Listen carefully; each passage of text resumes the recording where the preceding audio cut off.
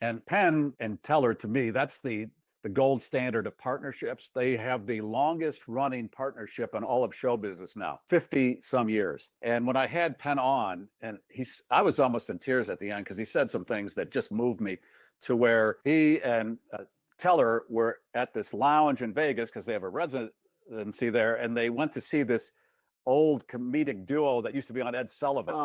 We were playing in Atlantic City. We were in the big room, and I got a call from Rossi, who said, it was a cold call. I'd never met him, and he said, Alan and Rossi, we're playing in the lounge, and he said, would you like to come see us? Now, I kind of touched on this earlier, but Teller and I rarely go out together, hardly ever go out together. Maybe we have 3 dinners a year together because we're always working.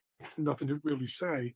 We say it all at work. And but I called Teller and I said, hey, you want to go see Alan and Rossi? And he said, oh, the guys that were on Ed Sullivan. We were children. I said, yeah, this is, 35 years ago. And we went to see Alan and Rossi, and there was a TV on stage before they came on, and it was playing their appearances on Ed Sullivan to remind people who they were. And the lounge they were playing was not enclosed. So you could hear all the slot machines, people wandering in and out. And there were about maybe 15 people, 20 people in the audience. And Alan and Rossi came out and did some of their routines from Ed Sullivan from all those years before. And they did some stuff. And they were funny and they were good. But it was a situation that almost anyone in the world would call sad, because these are people that played huge theaters and now they were playing for 20 people. They were good.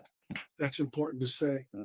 And Teller and I are sipping our club sodas, and I looked over at Teller and I said, this is us in just a few years. And Teller took another sip of his club soda, looked over at me and said, I am so okay with that. And I'm thinking, yes, see, but it works. And these guys have tremendous success because they appreciate each other. They don't try to get into each other's business.